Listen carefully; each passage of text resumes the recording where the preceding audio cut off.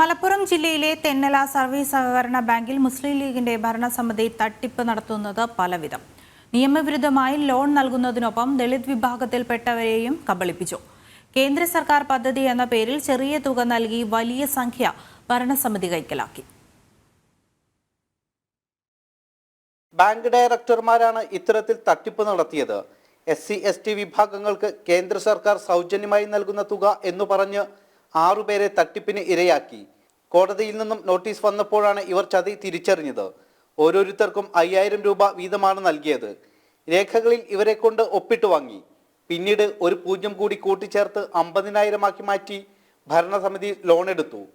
തെന്നല ബാങ്കിലെ ഡയറക്ടർമാർ പാവപ്പെട്ട ഹരിജനങ്ങളെ പറഞ്ഞ് തെറ്റിദ്ധരിപ്പിച്ച് കേന്ദ്ര ഗവൺമെൻറ് ഫ്രീ ആയിട്ട് നൽകുന്ന ലോണുകളാണ്, തിരിച്ചടയ്ക്കേണ്ടതില്ല എന്ന് പറഞ്ഞ് അവരെ പ്രേരിപ്പിച്ചു കൊണ്ടുവന്നു. യഥാർത്ഥത്തിൽ ഈ ബാങ്കിൻ്റെ പരിധിയിൽപ്പെടാത്ത വേങ്ങര പഞ്ചായത്തിൽപ്പെട്ട ഇരിങ്ങല്ലൂർ എന്ന സ്ഥലത്ത് നിന്ന് 6ഓളം ഹരിജനങ്ങളെ കൊണ്ടുവന്ന് അവർക്കൊക്കെ 5000 രൂപ കൊടുത്ത് ലോൺ പേപ്പറിൽ 5000 എഴുതിയിട്ട് ഒരു 0 കൂടി ചേർത്ത് 50,000 ആക്കി ലോൺ എടുത്തിട്ടുണ്ട്. 5000 കൊടുത്തു.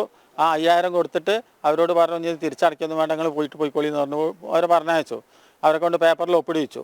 എന്നിട്ട് ഇവരത് 50,000 ആക്കി ലോണാക്കി ഇവർ പൈസ വാങ്ങി. വേങ്ങര പഞ്ചായത്തിലെ ഇരിങ്ങല്ലൂർ സ്വദേശികളായ 6 പേരാണ് തട്ടിപ്പിന് വിധേയരായത്. ഇവരുടെ വീട് ഇപ്പോൾ ജപ്തി ഭീഷണിയിലാണ്. കോട്ടക്കൽ പോലീസ് സ്റ്റേഷനിലും മലപ്പുറം SP-ക്കും ഇവർ പരാതി നൽകിയിട്ടുണ്ട്. 7 വർഷം മുൻപാണ് രേഖകളിൽ ഒപ്പിട്ട് നൽകിയ ശേഷം ഇവർക്ക് 5000 രൂപ വീതം നൽകിയത്. 1 വർഷം മുൻപാണ് കോടതിയിൽ നിന്ന് സമൻസ് ലഭിച്ചത്.